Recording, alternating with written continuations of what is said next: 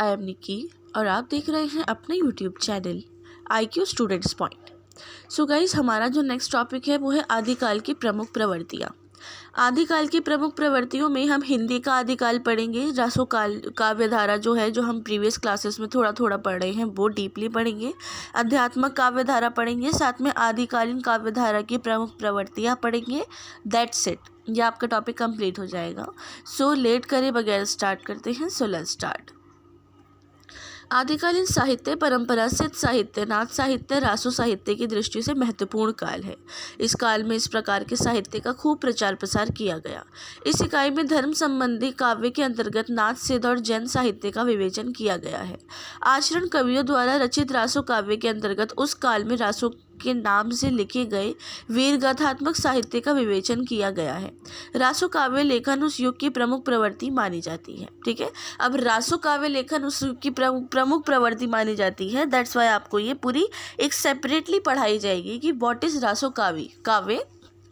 ठीक है, तो यहाँ पे हम वही पढ़ेंगे। अब पढ़ते हैं हिंदी के आदिकालीन साहित्य की प्रमुख धाराएं क्या क्या हैं। ठीक है, तो हिंदी साहित्य का आदिकाल बहुत सारे प्रश्नों से भरा हुआ है।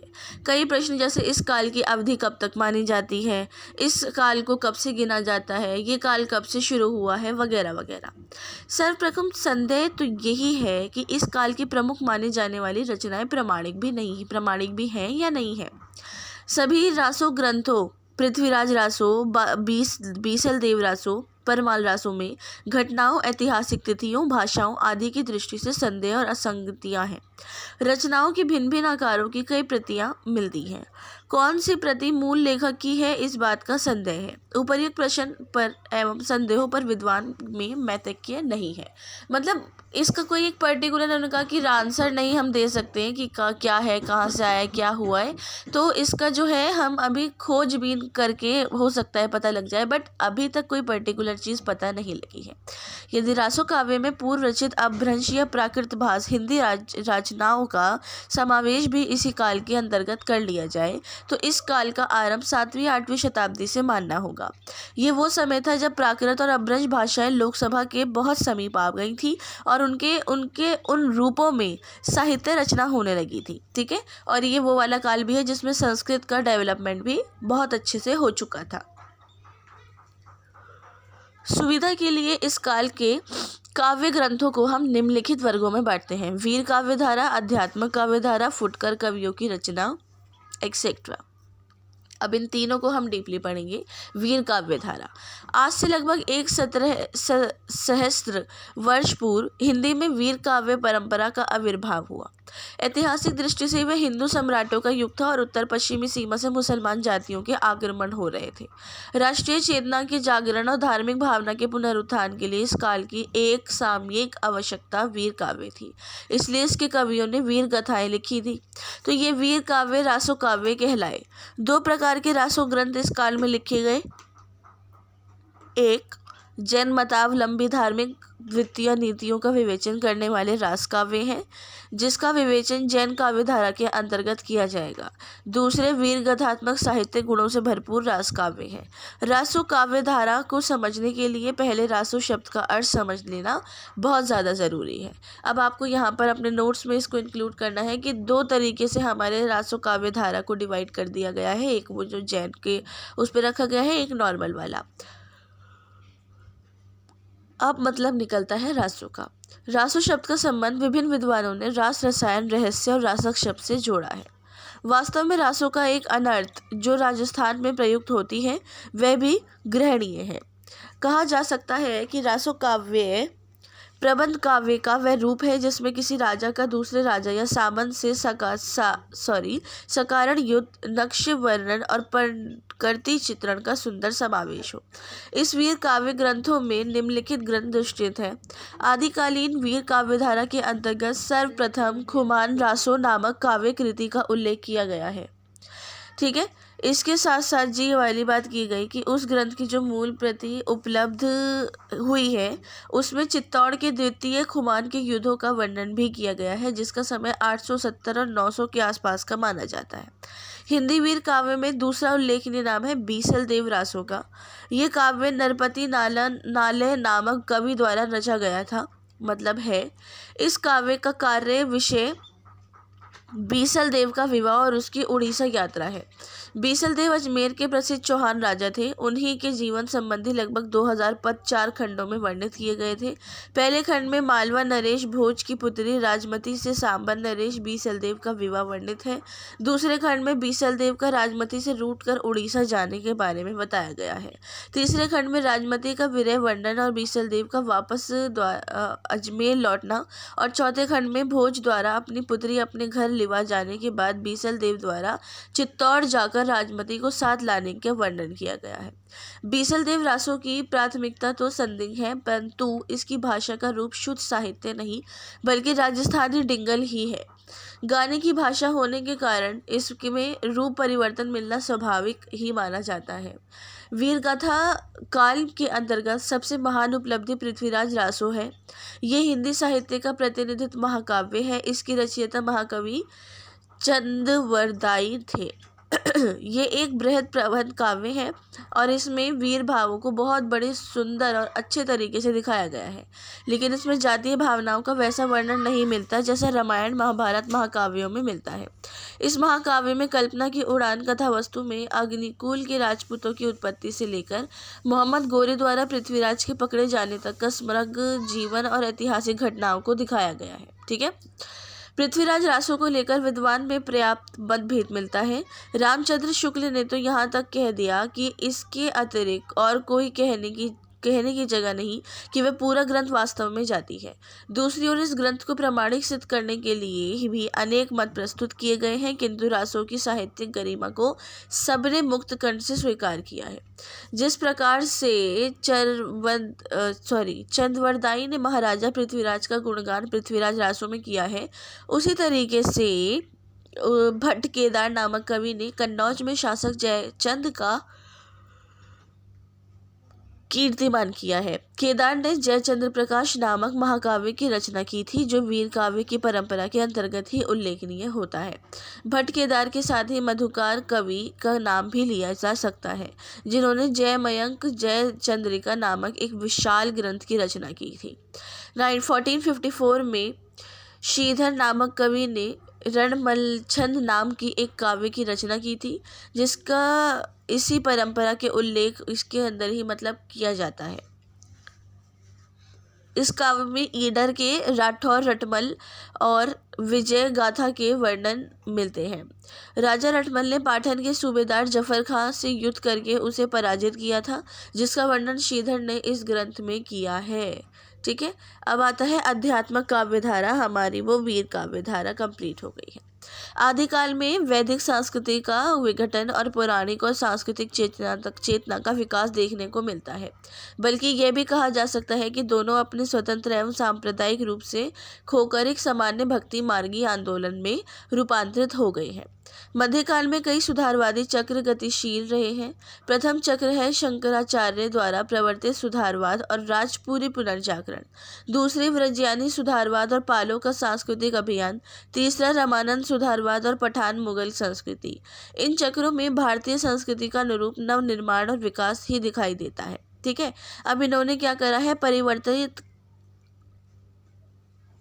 काल में स्फुट रूप से उभरकर आने वाली भक्ति की विभिन्न धाराएं यहाँ आकर ग्रहण कर रही हैं, और ये धाराएं हैं अलग अलग। सबसे पहली है जैन काव्य धारा। जैन काव्य धारा संत महात्माओं पर भी तंत्रवाद का प्रभाव स्पष्ट परिलक्षित होता है। योगसार, पाहुड़, दोहा आदि इसके प्रमुख प्रमाण हैं। हो सकता है कि राग माकलिक को अपनी ओर उन्मुख करने के लिए श्रृंगार और शौर्य का आसक्त चित्रण किया हो, उसका पर्यवसान विरसता में दिखाकर निर्वेदक परक शांत का काव्य रचा गया हो। ठीक है। बेसिकली जैन काव्य धारा है, तो इसमें जैन महाकवि इन सब की चीज़ों को दिखाया गया है। पौम चरयू, इस काव्य के रचयिता प्रसिद्ध जैन कवि स्वयंभूत हैं। इसमें राम की कथा का वर्णन संधियों यानी सरंगों में हुआ है। जिन्हें केवल 5 कांडों में निबद्ध किया गया है। इसमें कथा प्रसंगों की मार्मिकता, चरित्र चित्रण की पटुता, स्थल एवं प्रकृति चित्रण की उत्कृष्टता और कवि ने कमाल ही कर दिया कि जब राम लोकहित के लिए पुरुषों का गजरा मसल कर सीता की अग्नि दोष है न परीक्षा के पश्चात समय याचना करते हैं, तो सीता उन्हें आश्वस्त करते हुए कहती है, इसमें न तुम्हारा दोष है न जनसमूह का। दोष तो दुष्कृत कर्म का है और इस दोष से मुक्त होने का एकमात्र उपाय यही है कि ऐसा किया जाए जिससे फिर स्त्री योनि में जन्म न लेना पड़े। इस कथन में नारी हृदय की वेदना कितनी ही बड़ी मात्रा में छिपी हुई है। डॉक्टर नामवर सेन इनके संबंध में लिखते हैं कि स्वयं भू के काव्य का परिसर बहुत व्यापक है। हिमालय से लेकर समुद्र तक, रनिवासियों से लेकर जनपद तक, राजकीय जल क्रीड़ा से लेकर युद्ध क्षेत्र तक, जीवन के सभी क्षेत्रों में उनका प्रवेश है। ठीक है। इसके बाद श्वावकाचर, इस काव्य की रचना 1933 में आचार्य देवसेना ने की थी। इसमें 250 दोहों में श्रावक धर्म का प्रतिपादन मिलता है। इसमें कवि ने गृहस्थ के कर्तव्यों पर विचार किया है। ठीक है। जयसर चरियु और रानी कुमार चरियु, इस काव्य ग्रंथों की रचना पुष्पदंत या काश्यप गोत्री ब्राह्मण ने की है। ये जैन धर्म से संबंध खंड काव्य है। इन काव्यों की कवि शक्ति का अच्छा परिचय मिलता है। चंदबाला रस, ये 35 छंदों का एक लघु खंड काव्य है, जिसकी रचना 1200 ईस्वी के लगभग आजगू कवि ने जालौर में की थी। इसकी नायिका चंदनबाला चंपा नगरी के राज्य दाहिवान की पुत्री थी। राजा शतनीक ने चंपा नगरी पर आक्रमण करके नंदनबाला का अपहरण करके एक सेठ को बेच दिया था। शतेश्वर बाहुबली रास, इसकी रचना 1184 में शालिभद्र सूरी ने की थी। ये शब्द छंदों के रचित एवं सुंदर खंडे काव्य हैं। इस ग्रंथ में भरतेश्वर और बाहुबली का चरित्र वर्णन किया गया है। इसकी भाषा में नाटकीयता, उक्ति, वैचित्र्य और रसात्मक देखने को मिलता है। रेवंतगिरी रस, ये विजय से सेन सूरी की काव्य कृति है। इसमें तीर्थकर नोमीनाथ की प्रतिमा और रेवंतगिरी और तीर्थ का वर्णन है। ये यात्रा तथा मूर्ति स्थापना की घटनाओं पर आधारित है। प्रकृति की रमणीक चित्र इसके भाव, ये पक्ष और कला पक्ष का संवर्धन करते हैं। ठीक है। नेक्स्ट है नाथसित काव्य धारा। 9वीं और 10वीं शताब्दी में नेपाल की तराइयों और पूर्वी भारत में शैव और बौद्ध साधनों में के समिश्रण से नाथपंथी योगियों का एक नया संप्रदाय उठ खड़ा हुआ। यह संप्रदाय काल कर्म से हिंदी भाषा जन समुदाय को बहुत दूर तक प्रभावित कर सकता है, जैसे कि कबीरदास, सूरदास जैसे की रचनाओं से जान पड़ता है। नाथ सिंधों का अधिकांश साहित्य साधना साहित्य है, उसमें काव्य की मात्रा बहुत अल्प है। नाथ सिद्ध हठ योगी थे। इनके द्वारा रचित काव्य में जो पद और दोहा की मात्रा बहुत अल्प है। ठीक है। नाथ सिद्ध कवियों में गोरक्षपा और गोरखनाथ नाम की अधिक प्रसिद्ध है। इनके द्वारा रचित ग्रंथ गोरखवाणी है। नाथ साहित्य विकास में जिन कवियों ने योग दिया उनमें चौरंगीनाथ, गोपीचंद, भरथरी हठयोगियों ने गोरखनाथ के भावों का अनुकरण किया। इनके काव्यों में कोई उल्लेखनीय विशेषता नहीं मिलती। गोरखनाथ के काव्यों में हमें आदिकाल की वह शक्ति छिपी मिलती है जिसे भक्तिकाल की प्रवृत्तियों को जन्म दिया। संत धारा, बेसिकली ये संत धारा वही धारा है जो संतों ने आगे बढ़ाई थी। सूफी काव्य धारा, संत और सूफी दोनों काव्य धारा एक ही है। ठीक है। इन दोनों में कोई अलग चीज़ नहीं है। कृष्ण काव्य धारा, आदिकाल में कृष्ण की 3 विशाल धाराएं हैं। राधा कृष्ण के वैश्विक परम की भक्ति। ठीक है। उसके बाद है राम काव्य धारा और उसके बाद है अमीर खुसरो। ठीक है। उसके बाद अमीर खुसरो में बताया गया कि कवि अमीर खुसरो की रचना काल 1283 ईस्वी के आसपास की मानी जाती है। इनकी हिंदी रचनाओं ने दिल्ली के आसपास की खड़ी बोली का रूप दिखाया, जिसमें ब्रज भाषा की ओर झुकाव मालूम होता है। इन्होंने बोलचाल की भाषा को भी अपनाकर पहेलियाँ और बहुत सारी चीज़ों को लिखा, जिससे कि इनकी बहुत चीज़ें मतलब फेमस भी हैं, आपने कहीं ना कहीं पढ़ी भी होंगी। आदिकालीन काव्य धाराओं की प्रमुख प्रवृत्तियाँ क्या है? सबसे पहली है काव्य रूप रूढ़ी विचार और शैली। इसके अंदर बेसिकली काव्य रूप कैसा होना चाहिए, रूढ़ी कैसी होनी चाहिए, विचार कैसा होना चाहिए और शैली कैसी होनी चाहिए उसके बारे में बात की गई है। ठीक है, उस मतलब कि सरल होनी चाहिए, ठीक होनी चाहिए, लोगों को समझ आनी चाहिए। ब्रज भाषा और ये सब लोग ज़्यादातर बोलते थे पुराने टाइम पे, सब था तो इस भाषा का इस्तेमाल होता था वगैरह वगैरह। ठीक है, वीरों की गाथाएं। इस काल में वीर गाथात्मक रचनाएं प्रचुर मात्रा में की गई। इस काल के अनेक रचयिता राजाओं के आश्रय में रहते थे। अपने अपने आश्रयदाता राजाओं के शौर्य की प्रशंसा बढ़ा चढ़ाकर उनकी एक प्रमुख विशेषता थी। ऐसा प्रतीत होता है कि इन काल की जनता भी ऐसी कहानियां कहने और सुनने में अधिक रस लेती है। तत्कालीन राजाओं में शौर्य का भाव भी नहीं था, इसलिए इनकी वीरता को काव्य का विषय बनाना स्वाभाविक था। ठीक है, उसके अलावा वीरदास की प्रधानता यहाँ बताई गई है कि वीर रस की प्रधानता बताई गई है। इस काल की अधिकांश रचनाओं में वीर रस की अभिव्यक्ति हुई है। वीरों के साहस, शौर्य, उत्साह, धैर्य आदि का वर्णन ऐसी ओजस्वी भाषा में हुआ जो सहज ही वीर रस की अनुभूति कराते हैं। ठीक है, युद्धों का सजीव वर्णन। युद्ध हुआ करते थे, उन युद्धों में किन बोलियों का इस्तेमाल, किन चीज़ों का इस्तेमाल किया जाता था वो है।